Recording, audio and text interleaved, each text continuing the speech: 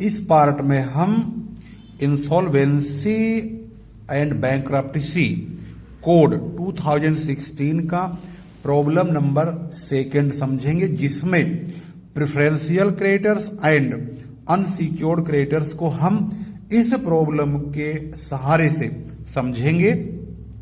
इसकी पहली वीडियो जो हमने ऑलरेडी बनाया हुआ है उसमें हमने इस प्रॉब्लम को सॉल्व किया है, जिसमें प्रेफरेंशियल और अनसिक्योर्ड क्रेडिटर को अच्छी तरह से बताया गया है।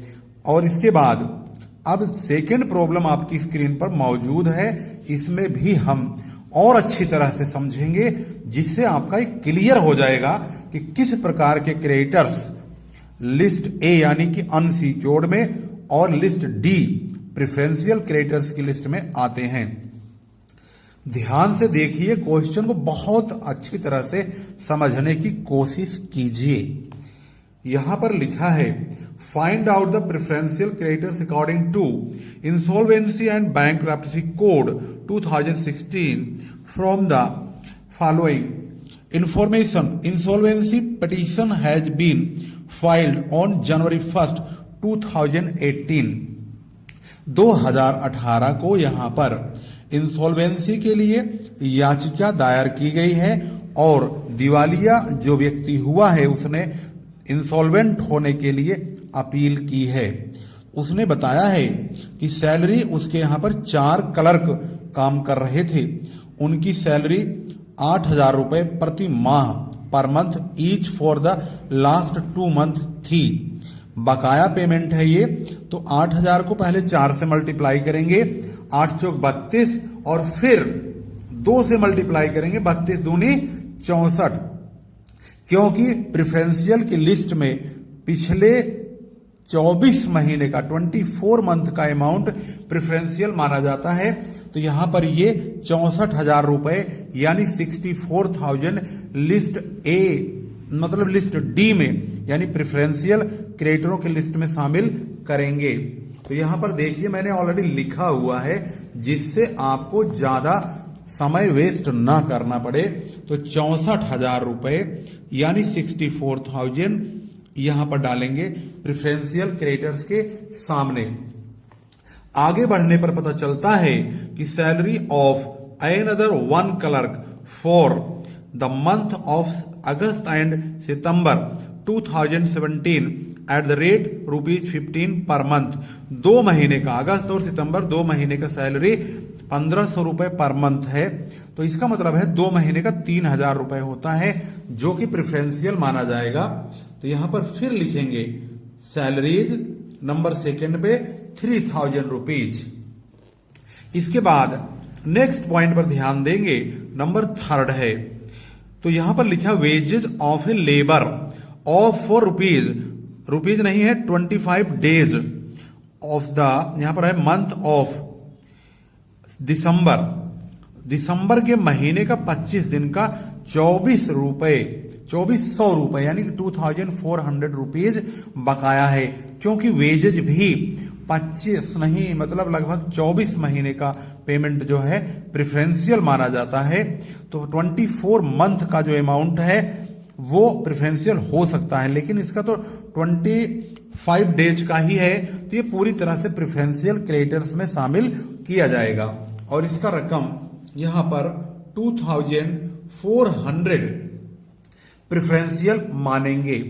अगला नंबर नेक्स्ट देखेंगे, number 4 salary of manager for the month of December 2017 20,000। यहां पर मैनेजर की सैलरी के बारे में लिखा हुआ है 20,000 रुपए। अब क्योंकि मैनेजर की सैलरी के लिए कोई नियम तो है नहीं, तो ये अनसिक्योर्ड क्रेडिटर्स में जाएगा।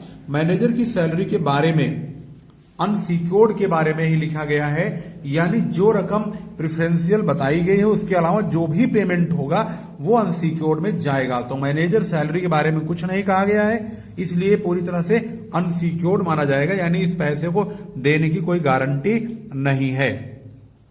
इसके बाद है नेक्स्ट नंबर 5 पे वाटर एंड इलेक्ट्रिसिटी ड्यूज 5,000। क्योंकि वाटर एंड इलेक्ट्रिसिटी ये लोकल पेमेंट होता है नगर पालिका के लिए, तो ये प्रेफरेंशियल नहीं होता है। लोकल टैक्स से जितने भी होते हैं वो अनसिक्योर्ड माने जाते हैं, इसलिए इसको हम अनसिक्योर्ड की लिस्ट में डालेंगे। इसके बाद आता है नेक्स्ट पेमेंट, देखेंगे number 6, amount payable to a worker under workman compensation act 8000। Act कोई भी हो, किसी भी अधिनियम के अनुसार अगर कानून के मुताबिक किसी को पेमेंट करना है तो वह प्रेफरेंशियल माना जाएगा। तो 8000 रुपीज प्रेफरेंशियल माना जाएगा। इसके बाद है rent payable to landlord for November and December rupees 8000 पर मंथ। हर महीने के हिसाब से 8000 रुपए जाएगा, तो 2 महीने का 16000 रुपए होता है, जो कि अनसिक्योर्ड होगा। तो रेंट के बारे में अनसिक्योर्ड होगा 16000 रुपए, क्योंकि रेंट के बारे में प्रेफरेंशियल की लिस्ट में रेंट को शामिल नहीं किया गया है। इसके बाद नेक्स्ट अगला पॉइंट देखेंगे, ध्यान से देखिए, बहुत अच्छी तरह समझ जाएंगे।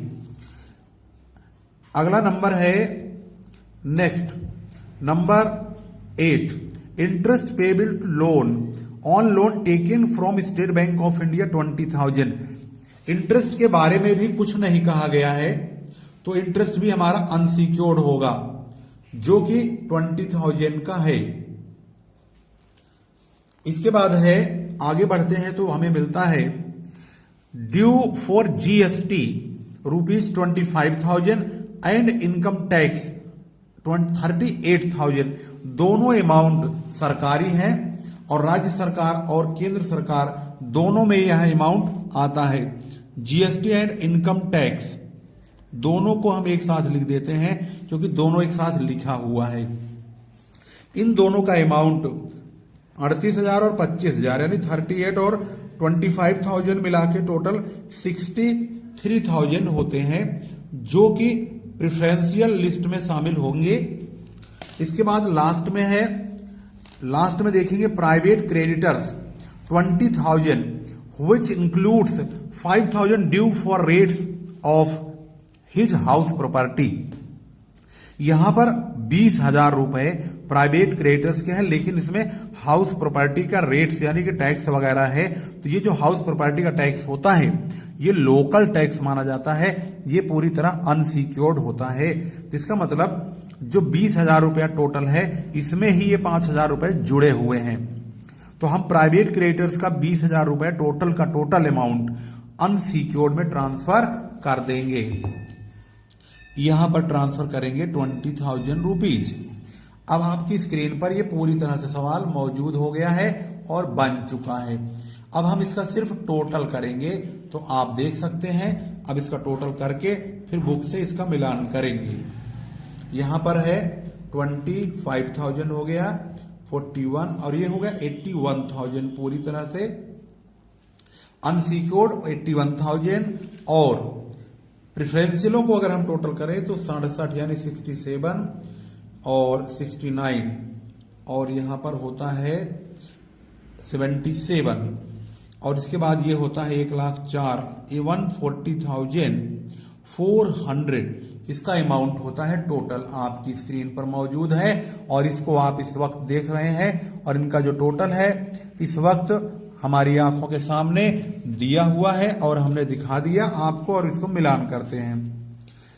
प्रेफरेंशियल 140,400 एंड अनसिक्योर्ड 81,000, जो कि आपकी स्क्रीन पर यहां पर मौजूद है, आपने इसको देख भी लिया है। ये आपका आंसर है। तो यहां पर आपने इस प्रॉब्लम से प्रेफरेंशियल क्रेडिटर और अनसिक्योर्ड क्रेडिटर्स के बारे में अच्छी तरह समझा है। अब हम बड़ी प्रॉब्लम जो लेंगे जिसमें एक बाकायदे स्टेटमेंट ऑफ अफेयर्स एंड वो क्या बोलते हैं उसको डेफिशिएंसी अकाउंट बनाएंगे, उन दोनों को बहुत अच्छी तरह समझेंगे अगली वीडियो में। वीडियो प्ले लिस्ट का यूज करके आप इस वीडियो को क्रम वाइज इंसॉल्वेंसी अकाउंट के नाम से वीडियो ऊपर हम इसका थंबनेल देंगे, उसी के आधार पर आप इस वीडियो को पार्ट 1, 2, 3 के हिसाब से देखेंगे। तो क्रम वाइज अगर आप देखेंगे तो आपको बहुत ही अच्छी तरह समझ में आ जाएगा। वीडियो देखने के बाद अगर आपको अच्छी तरह समझ में आया और आपने बहुत अच्छी तरह आपको संतुष्टि भी मिली, तो आपसे इतनी गुजारिश है कि आप अपने कमेंट बॉक्स में अपना सेटिस्फैक्शन जरूर जाहिर कीजिए और इस वीडियो को उन छात्रों तक जरूर पहुंचाइए जो कि, क्योंकि यह नया नियम है, सब कॉलेजों में इतना बेहतर तरीके से स्टूडेंट को समझ में नहीं आ रहा है और इसकी वीडियो भी यूट्यूब पे इतनी बेहतर तरीके से अवेलेबल अभी नहीं हो पा रही है। इसलिए ज्यादा से ज्यादा बच्चों को अगर ये आप शेयर करेंगे तो उनको भी इसकी नॉलेज जरूर मिलेगी। और फिर लेकर के आ रहे हैं एक नई वीडियो जिसमें पूरा स्टेटमेंट ऑफ अफेयर्स और डेफिशिएंसी अकाउंट मौजूद होगा। तब तक के लिए नमस्कार, जय हिंद, जय भारत।